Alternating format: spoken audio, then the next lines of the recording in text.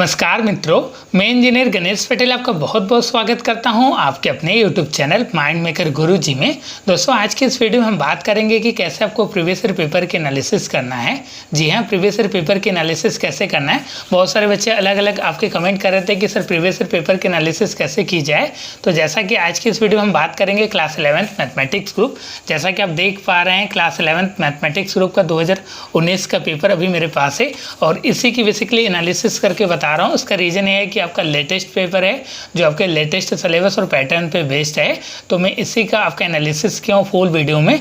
आपको वीडियो को स्किप नहीं करना है, वीडियो को लास्ट तक देखना है। आपको एनालिसिस कैसे करना है इसके बारे में हम इस वीडियो में बात करेंगे। जैसा कि हम बता दें कि जो आपके पीएमसी सब्जेक्ट का मेन आपका सब्जेक्ट रहता है फिजिक्स, केमिस्ट्री और मैथमेटिक्स रहता है, लेकिन और आपका हिंदी और इंग्लिश का भी इंपॉर्टेंट रोल रहता है। अगर आप हिंदी और इंग्लिश को मिलाकर 16 और 17 मार्क्स गेन कर लेते हैं तो कहीं ना कहीं आपका कट ऑफ काफ़ी अच्छे नंबर के साथ आपका पार हो जाएगा। तो इसके रिगार्डिंग आप चीज़ों को समझिएगा, कोशिश कीजिएगा जो भी मैंने चीज़ें आपकी वीडियो में बताई हैं उसको फॉलो कीजिएगा। जैसा कि आपकी जानकारी के लिए बता दें कि जो आपके यूजी और पीजी कोर्सेज के आपके एग्जामिनेशन डेट आपके 16 अगस्त से 31 अगस्त के बीच कराए जाएंगे। तो आपके सीएचएस एग्जामिनेशन भी इसी बीच में आपके हेल्ड किए जाएंगे।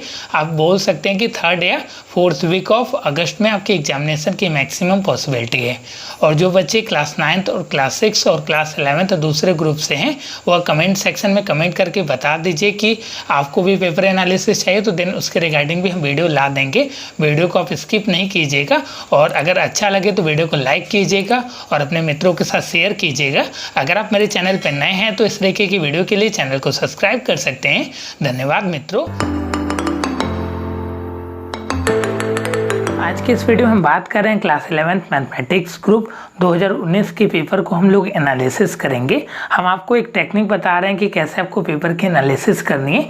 यह सभी आपके पेपर के साथ ही करनी है। जैसे 2019 के में पेपर को सॉल्यूशन को आपका वीडियो अपलोड है पहले से यूट्यूब पे, बाकी वीडियो भी आपके अवेलेबल है 2009 से लेके 2019 तक के अवेलेबल है वीडियो प्लेलिस्ट में, उसको आप चेकआउट कर लीजिएगा। आज की इस वीडियो में हम बात करेंगे कि आपको पेपर एनालिसिस कैसे करना है, इसके हम लोग बात करेंगे। इसमें आपका पहला क्वेश्चन हिंदी से है। इसमें आपका तत्सम रूप बोलना है। तो सबसे पहले आप तत्सम रूप होता है क्या इसकी जानकारी आप ले लीजिए, ठीक है। ये टॉपिक आप कवर कर लीजिए। नेक्स्ट है इसमें आपका वाक्य में निपात पूछ रहा है। निपात का मतलब वही होता है कि किसी चीज़ को बल दे के बोलना, उसको निपात बोलते। जैसा कि आप 3rd क्वेश्चन देख पा रहे हैं सिंधी से है, तो सिंधी आप पढ़ लीजिए कि जो भी सिंधी होती हैं कितने टाइप के होते हैं उसको आप डिटेल में पढ़ लीजिए। इसके लिए आप नोट्स भी मेरे यहाँ के ज्वाइन कर सकते हैं जिसमें आपका डिटेल में बताया गया है। ये आपका शुद्ध वाक्य है, बहुत ही सिंपल था। नेक्स्ट इसमें आपका रीतिकालीन कवि नहीं है। तो सबसे पहले आपको रीतिकालीन कवि पता होगा तभी आप बता पाएंगे कि कौन नहीं है। तो इसके लिए आपको रीतिकालीन कवि पढ़ लीजिए। जैसा कि आपकी जानकारी के लिए बता दें कि यूपी बोर्ड आपका 11th 12th की बुक से आप अगर हिंदी पढ़ते हैं इस टाइप के क्वेश्चन रीतिकालीन कवि तो उसको आप कवर कर लीजिए, काफ़ी अच्छा रहेगा। 6 नंबर कवितावली रचना की भाषा। तो सबसे पहले जानिए कवितावली किसके द्वारा रचित की गई है। तुलसीदास द्वारा रचित की गई। तो तुलसीदास के जो भी और हैं उसको आप डिटेल में पढ़ लीजिए। जी हाँ, आपके श्री रामचरितमानस हैं, बहुत सारी चीज़ें हैं तो उसको आप पढ़ लीजिए। और अवधी, मैथिली और ब्रज और संस्कृत, ये जो 4 भाषाएं दिया हैं इसमें जो भी रचनाएं लिखी गई उसको आप एक शॉर्ट नोट्स बनाइए और उसमें नोट डाउन कर लीजिए। आपको याद करने में आपको प्रॉब्लम नहीं होगा इन द एग्जाम टाइम। जब आप रिविजन करेंगे तो इजीली आप कर पाएंगे। तो पहले से इसके लिए प्रिपेयर होना चाहिए और सभी पेपर को ऐसे एनालिसिस करना है तो उससे रिलेटेड जो भी क्वेश्चन बनेंगे अगर वो क्वेश्चन आपके पूछे जाएंगे तो आप 100% उस क्वेश्चन को अच्छे से कर लोगे। नेक्स्ट इसमें आपका उपसर्ग पूछ रहा है, तो उपसर्ग के लिए आप डिटेल में पढ़ लीजिए। नेक्स्ट इसमें आपका समास। समास भी आपका एक बहुत इंपॉर्टेंट टॉपिक है। समास और संधि और अलंकार और छंद, ये टॉपिक जो हैं आपके हमेशा पूछे जाते हैं तो इसको आप डिटेल में पढ़ लीजिए और अच्छे से कॉन्सेप्ट के साथ पढ़ लीजिए। नेक्स्ट इसमें आपका 9th नंबर, इसमें बोला जा रहा है कि आपका संज्ञा, सर्वनाम और विशेषण इस टाइप के पूछे गए तो इसको आप डिटेल में पढ़ लीजिए। जो आपका बेसिक है उसको तो पढ़ना पड़ेगा ही आपको। नेक्स्ट इसमें आपका 10वें नंबर पे आएंगे अच्छे दिन भी रचनाकार हैं। तो जैसा आपकी जानकारी के लिए बता दें कि इस तरीके की रचनाओं के लिए आप यूपी बोर्ड की बुक को रिफ़र कर सकते हैं, काफ़ी अच्छे लेवल पे उसमें दिया है और मैंने भी आपका वीडियो के फॉर्म में दिया हुआ है तो उसको आप पढ़ लीजिएगा।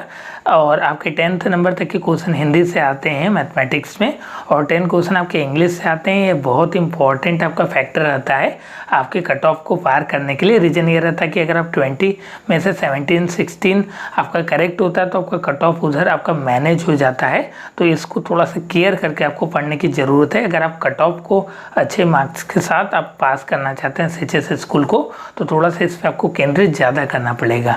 नेक्स्ट इसमें आपका 11th नंबर या आपका टेंस वगैरह से रिलेटेड है, तो इसको आप नॉर्मल पढ़ते रहिए। टोटल आपके 12 टेंस होते हैं, 12 टेंस होते हैं, तो उसको आप डिटेल में पढ़ लीजिए। काल और किसमें कौन सा आपका वर्ब का फॉर्म लगता है और किसमें क्या आपके यूज होता है, इसको आप डिटेल में पढ़ लीजिए। हेल्पिंग वर्ब जो हम लोग बोलते हैं।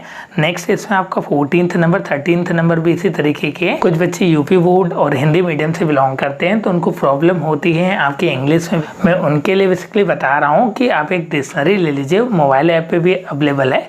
उसमें आप ढूंढ के वर्ड को हिंदी में यहाँ पे आप ब्रैकेट में लिखिए और उसको पढ़िए। ऐसे आपके वर्ड पावर भी गेन होंगे।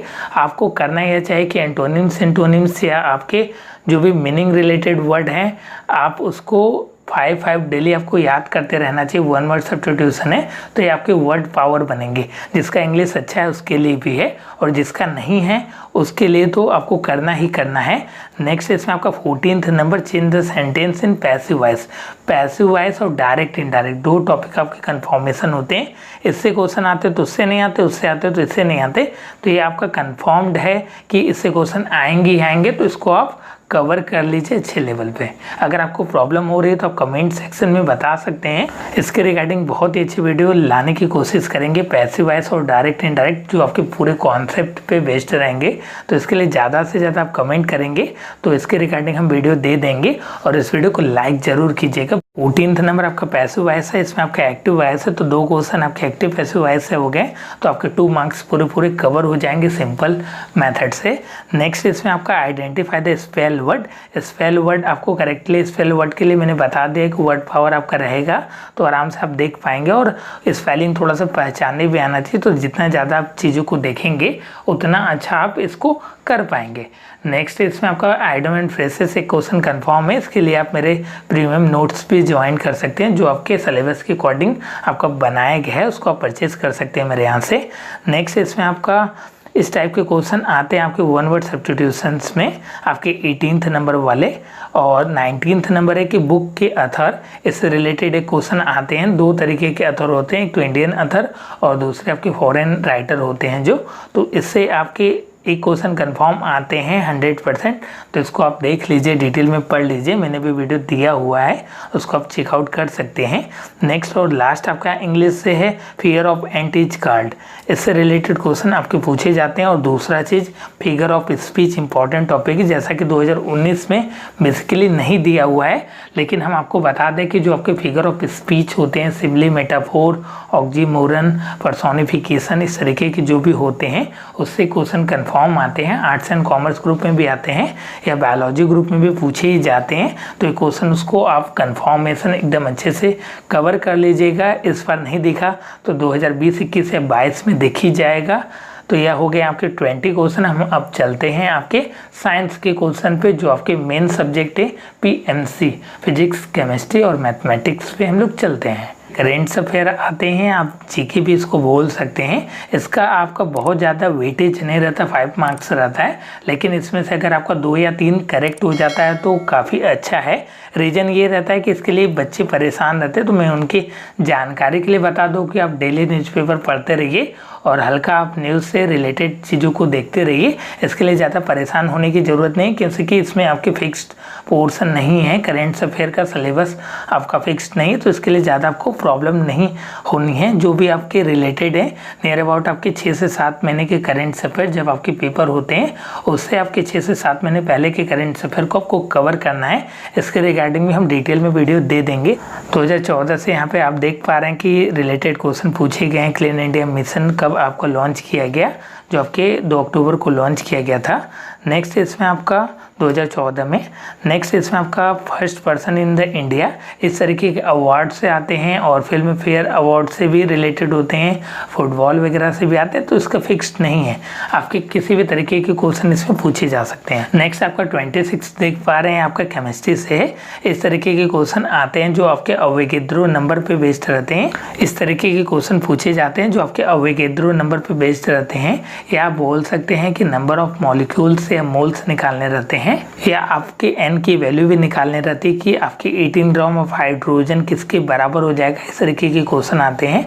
नेक्स्ट आपका लिटमस पेपर से रिलेटेड क्वेश्चन है। आपके लिटमस पेपर से रिलेटेड जो वीडियो उसको आप जरूर वॉच कीजिएगा, मैं आपका डिस्क्रिप्शन में कोशिश करूंगा दे दूंगा उसका लिंक।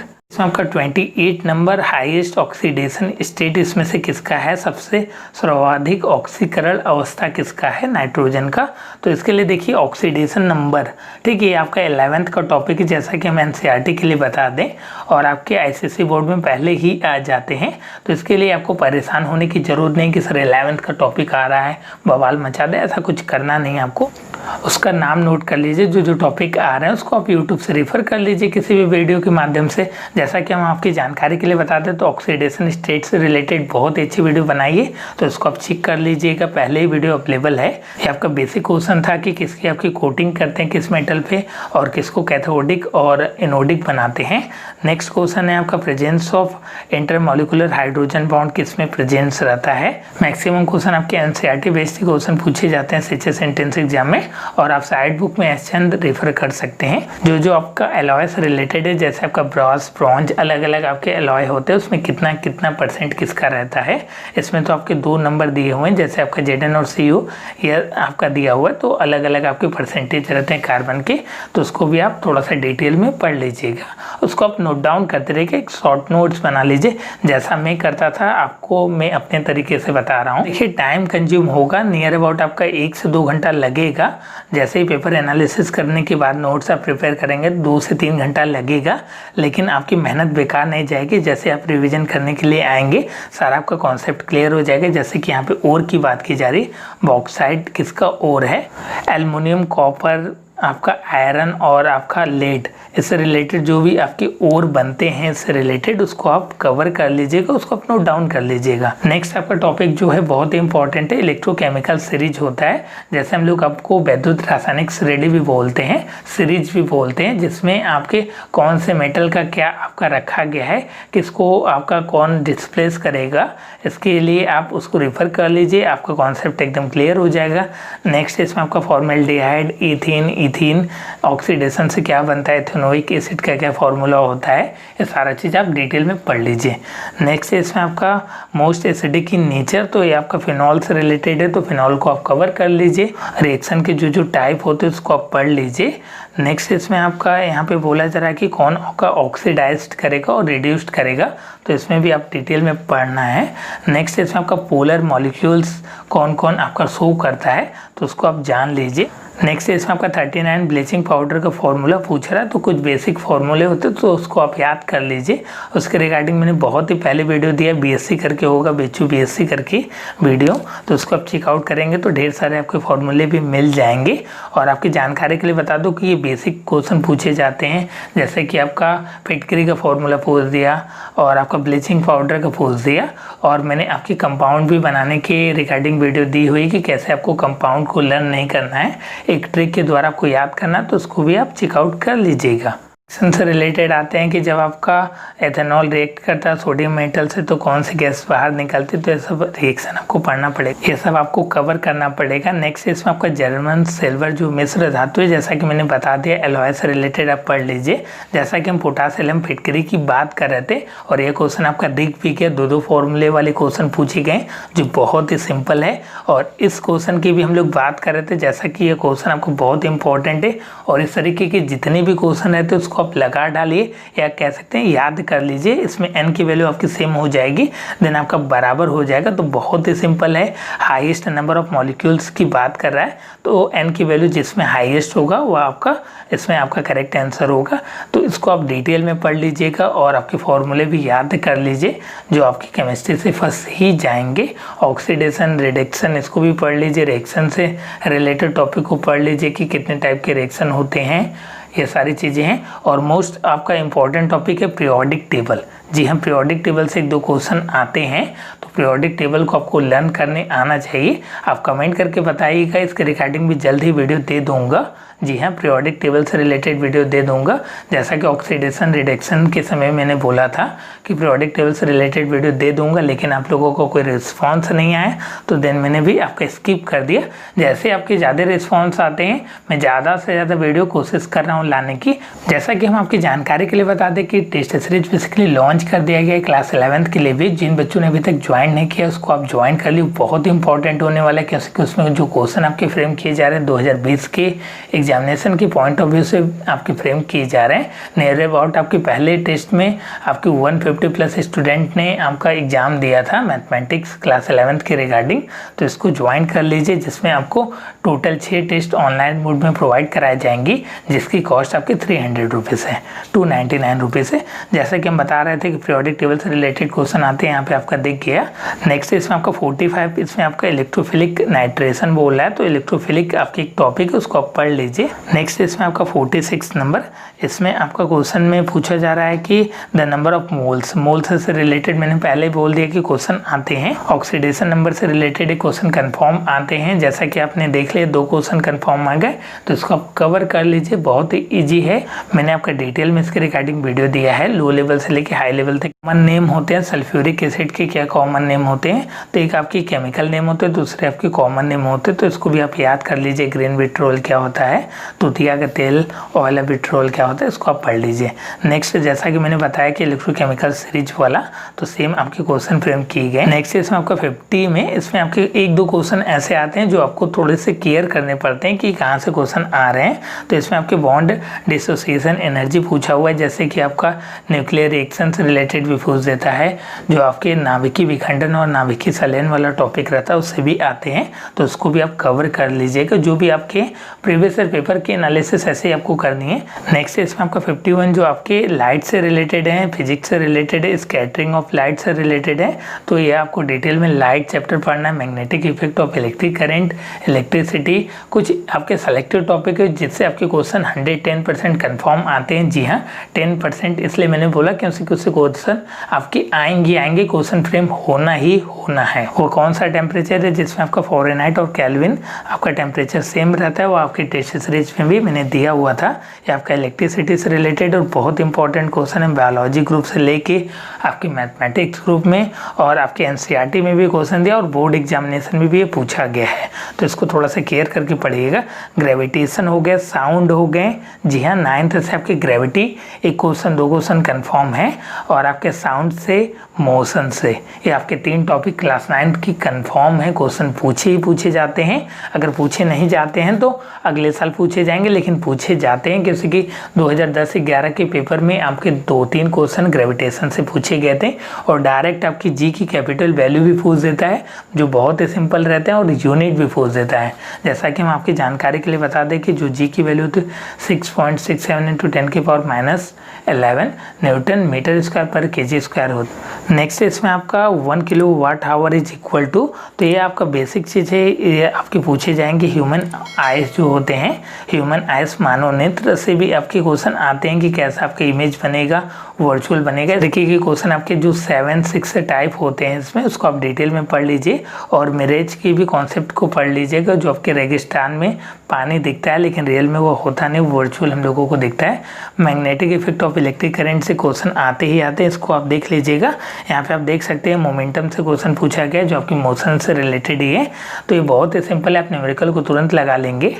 सबसे केयर करने वाली बात है कि न्यूमेरिकल को जब भी आप लगाएगा तो यूनिट का विशेष ध्यान दीजिएगा कि जो यूनिट होते हैं वो सेम होने चाहिए, नहीं तो आपके क्वेश्चन के जो आपके आंसर आएंगे वो आपके वेरी कर सकते हैं। तो यूनिट का आप थोड़ा सा केयर कीजिएगा। आपके एक्सेलरेशन से रिलेटेड, मैक्सिमम वेलोसिटी पूछ रहा है, मोशन से।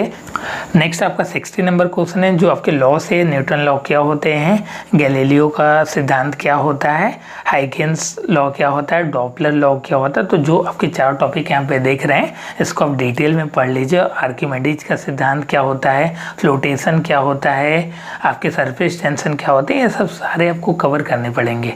नेक्स्ट आपका 61 है। इससे पहले हम बताने चाहेंगे कि फिजिक्स में बेसिकली गलतियां होती नहीं है, लेकिन आपके फॉर्मूले का कोरिलेशन आना चाहिए। फॉर्मूले का कोरिलेशन इन द सेंस कि जैसे आपको वर्क है, वर्क को हम लोग कब आपका पावर के बराबर कर देते हैं, कब आपका किनेटिक एनर्जी के बराबर कर देते हैं, तो इस बात का थोड़ा सा ध्यान रखना है। आपको कोरिलेशन आना चाहिए फॉर्मूले का, तभी आप फिजिक्स के क्वेश्चन को लगा पाएंगे। तो कहने का सेंस यह है कि एक तो यूनिट, दूसरा आपको फॉर्मूला याद होना चाहिए। किसकी क्या यूनिट होती है आपको पता होना चाहिए। जैसा कि आपका बहुत ही सिंपल किनेटिक एनर्जी से आपके क्वेश्चन आए हुए थे, ये आपका M1 M2 वाला केस था। नेक्स्ट इसमें आपका 62, तो जैसा कि मैंने बताया magnetic effect of electric current से क्वेश्चन पूछे जाते हैं।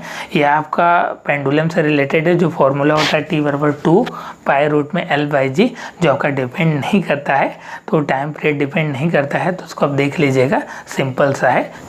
पहला इसमें आपका conservation of linear momentum, conservation of kinetic energy, conservation of angular momentum, conservation of inertia. ये जितने भी आपके प्रिंसिपल है इसको आप डिटेल में पढ़ लीजिए, खुद ही आपका क्लियरेंस हो जाएगा कि किस पे क्या बेस आपका वर्क करता है। बहुत ही सिंपल है, सभी संरक्षण के नियम आपको आने चाहिए। नेक्स्ट इसमें आपका 65 नंबर है। इलेक्ट्रिसिटी से क्वेश्चन है कि आपके घर में कितनी बिजली आपकी खर्च होती है, यूनिट बताइए। जैसा कि हम लोगों ने क्लास 10th में बहुत ही अच्छे से क्वेश्चन किया हुआ है। ये आपका इलेक्ट्रिसिटी से है। आपका जो फॉर्मूला होता है I/VR।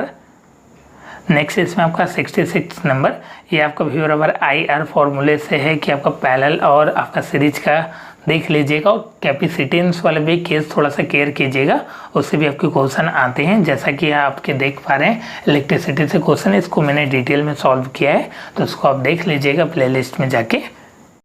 जैसा कि आप देख पा रहे हैं लगातार इलेक्ट्रिसिटी से क्वेश्चन आ रहे हैं। यहाँ पे आपके इलेक्ट्रिसिटी से क्वेश्चन है, ये भी आपके the amount of electric charge flow through the circuit. ये आपका पोटेंशियल डिफरेंस वाला केस है कि जो आपके पोटेंशियल डिफरेंस आपके दिए हुए हैं, वोल्टेज का ड्रॉप दिया हुआ है, तो आपको निकालना है वर्क डन। बहुत ही सिंपल है। नेक्स्ट इसमें आपका 71 नंबर, जो आपके लाइट से क्वेश्चन आता है कि जो प्रिज्म होता है वो आपके स्प्लिट करता है, तो 7 आपके डिफरेंट कलर में स्प्लिट होती हैं, तो किसका आपका वेवलेंथ ज़्यादा होता है, किसका कम होता है, तो इसको आप डिटेल में देख लीजिएगा। जैसा कि मैंने पहले ही बता दिया है कि आपका इमेज से रिलेटेड आएंगे, लाइट से क्वेश्चन पूछे जाते हैं, और लाइट के कॉन्सेप्ट को क्लियर कर लीजिएगा। Light, electricity, magnetic effect of electric current, ये सारे इंपॉर्टेंट टॉपिक है। अगर आप इसको छोड़ देते, स्किप कर देते किसी भी कारणवश, तो समझ लीजिए कि आपका परसेंटेज फिजिक्स में थोड़ा सा ड्रॉप हो जाएगा। तो इसको केयर करके पढ़िए। नहीं समझ में आता है, यूट्यूब पे अलग अलग वीडियो पड़े हुए हैं, उसको आप देखिए। मैं आपको ऐसा बिल्कुल नहीं बोलता है कि आपको मेरी ही वीडियो एक्सेस करनी है, नहीं, मेरी ही वीडियो देखनी है। जहाँ से आपको अच्छे कंटेंट मिले वहाँ से आप प्रेफर कीजिए, लेकिन आपका सही पढ़िए और अच्छा पढ़िए कंटेंट। नेक्स्ट इसमें आपका अपवर्तनांक से रिलेटेड है, रिफ्रैक्शन, जो आपके स्नेल लॉ होते हैं उसको भी आप देख लीजिएगा। या बहुत ही सिंपल क्वेश्चन पूछे जाते हैं, तो थोड़ा सा केयर कर लीजिएगा इसका। ये आपके लाइट से क्वेश्चन ही है, ह्यूमन आई वाला है। 1/16 सेकेंड जो होती है हम लोगों के आई की विजन की परसिस्टेंस होती है। जो आपके पिक्चर होते हैं, मूवी होते हैं, वो आपके छोटे छोटे पिक्चर को ही बनाए जाते हैं।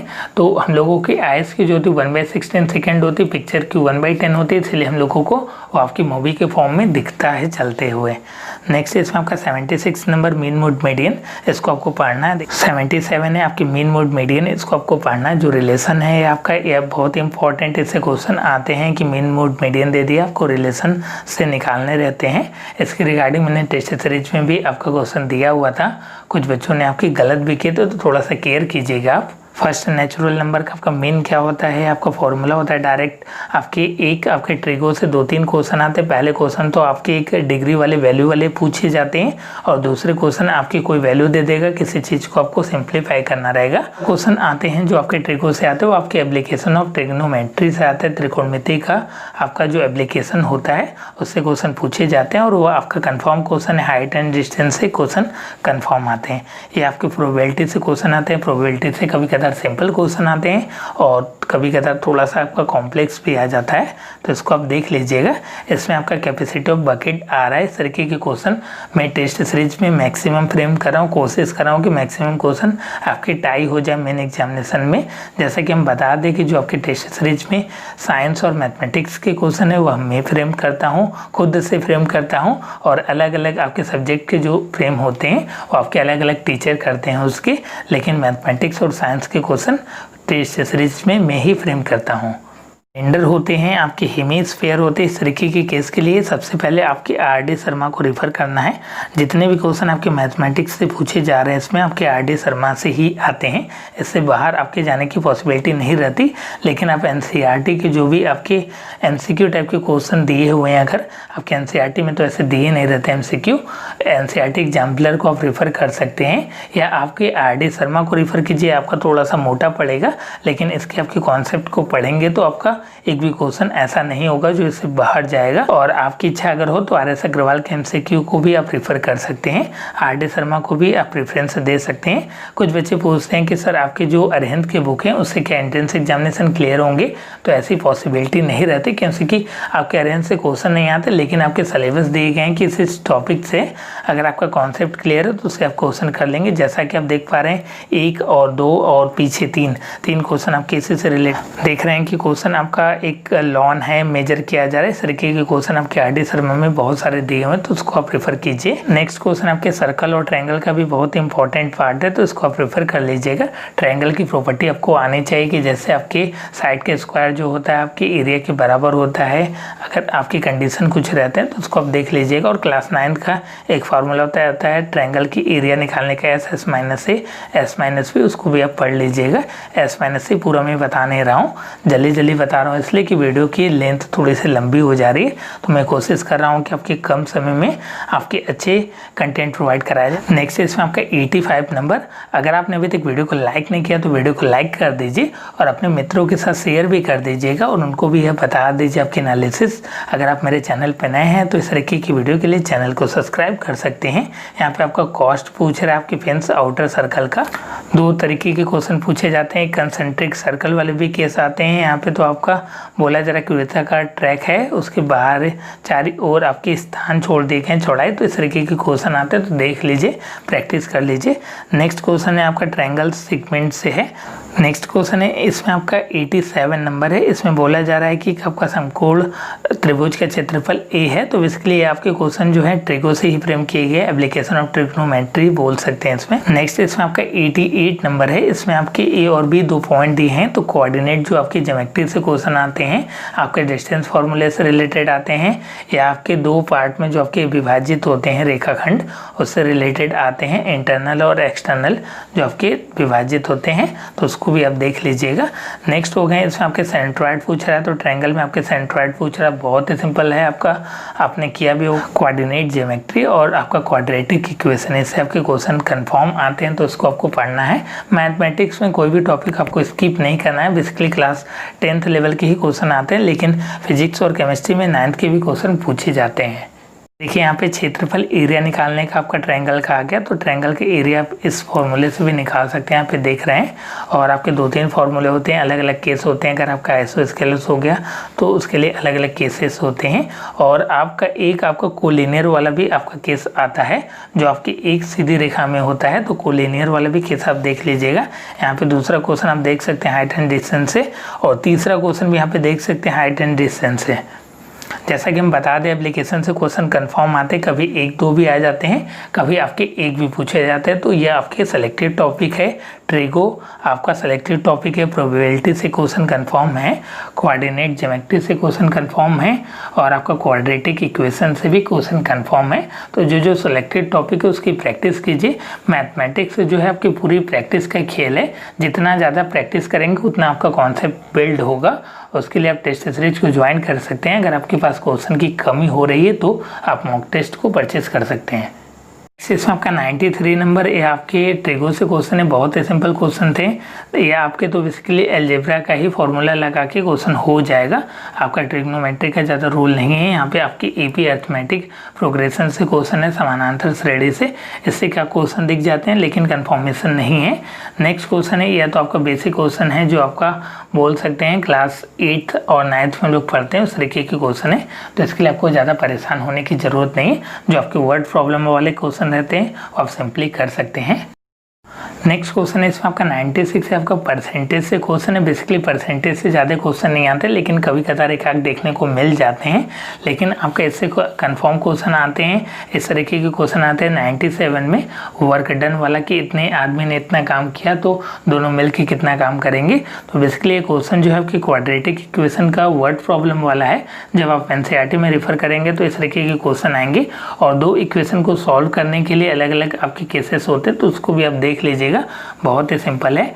नेक्स्ट इसमें आपका 98 नंबर, इसमें आपका स्पीड ऑफ ट्रेन पूछा हुआ है। तो आपका स्पीड, टाइम और डिस्टेंस से क्वेश्चन फ्रेम किया। इसमें आप देख सकते हैं बहुत ज़्यादा आपके लैंग्वेज में लिखा हुआ है, तो आप चीज़ों को थोड़ा सा केयर करके पढ़िएगा। और किलोमीटर पर आवर में दिया है तो उसको आप मीटर पर सेकेंड में चेंज कर सकते हैं अकॉर्डिंग टू आपके क्वेश्चन के ऑप्शन। ऐसा नहीं बोल रहे हैं कि हमेशा आपको चेंज ही करना है, थोड़ा सा यूनिट का भी विशेष ध्यान आपको रखना है। नेक्स्ट इसमें आपका 99 नंबर है, आपके डिवीजन मेथड्स, जैसा कि हम लोग आपके क्लास 9th में पढ़ते हैं पॉलिनोमियल में। ये बहुत ही सिंपल क्वेश्चन है लेकिन थोड़ा सा यह हार्ड है बेसिकली, तो थोड़ा सा आपको केयर करके करना है। ऐसा नहीं ए और बी की वैल्यू तुरंत आ जाएगी। आप जब डिवीजन करेंगे पूरा प्रोसेस में, या यहाँ से एक्स की वैल्यू इसमें पुट करेंगे, 2 इक्वेशन को सॉल्व करेंगे तो वहाँ से आपकी ए और बी की वैल्यू निकल जाएगी। थोड़ा सा कोशिश कीजिएगा कि जो मैथमेटिक्स के क्वेश्चन है उसको ट्रिक या टेक्निक से करने की कोशिश कीजिएगा। थोड़ा सा अपना केयर कीजिएगा, जो आपका ऑप्शन के हिसाब से भी आप वेरीफाई करा सकते हैं। लास्ट और 100 नंबर क्वेश्चन है, ये आपके पॉलिनोमियल से ही है, नंबर ऑफ जीरोस। जी हाँ, जो आपके जीरोस होते हैं उससे रिलेटेड क्वेश्चन है। और आपके क्वाड्रेटिक इक्वेशन से भी क्वेश्चन कंफर्म आते हैं, तो उसके लिए आपको परेशान नहीं होना है। मैंने आपको दिखा दी कि पेपर की एनालिसिस आपको इसी प्रकार से करनी है और प्रैक्टिस ज़्यादा से ज़्यादा करें। खास करके मैथमेटिक्स में पीएमसी का बहुत ही इंपॉर्टेंट रोल रहता है, फिजिक्स और आपके मैथमेटिक्स का बहुत ही इंपॉर्टेंट रोल रहता है इस एंट्रेंस एग्जामिनेशन को क्रैक करने के लिए। तो इसकी प्रिपरेशन अच्छे से कीजिए आप और ज़्यादा से ज़्यादा क्वेश्चन की आप प्रैक्टिस कीजिए। जैसा कि मैंने बताया, मैथमेटिक्स के लिए आप आर डी शर्मा रेफर कर सकते हैं और साइंस के लिए आप एस चंद रेफर कर सकते हैं। डिपेंड्स ऑन योर चॉइस, आपकी चॉइस है कि किससे आपको कंफर्टेबल फील होता है, किसकी बुक की लैंग्वेज आपको सिंपली समझ में आती है, आपके ऊपर डिपेंड करता है। ऐसा आपको सिंगल बुक से पढ़ना नहीं है। और प्रीवियस ईयर पेपर की एनालिसिस आपको मस्ट है। प्रीवियस ईयर की पेपर की एनालिसिस के बिना आपको एग्जामिनेशन नहीं देना है, नहीं तो आपको थोड़ा सा लेवल हाई भी लग सकता है। आपके एग्जामिनेशन के पॉइंट ऑफ व्यू से मैंने सारी चीज़ें आपको बता दी। अगर कुछ स्किप हो गई होंगी तो आप कमेंट सेक्शन में लिख सकते हैं, इसके रिगार्डिंग भी जल्दी आपको वीडियो दे दी जाएंगी। धन्यवाद मित्रों। अगर आपको वीडियो पसंद आता है तो इस तरीके की वीडियो के लिए चैनल को सब्सक्राइब किया और इस वीडियो को लाइक करना नहीं भूलिएगा। आपके एग्जामिनेशन के लिए बहुत ढेर सारी शुभकामनाएं। ऑल द बेस्ट, आपकी एग्जामिनेशन काफ़ी अच्छे लेवल पे हो और आप काफ़ी अच्छा नंबर गेन करें, मेरी यही आशा है आपसे। धन्यवाद मित्रों। जय हिंद, जय भारत।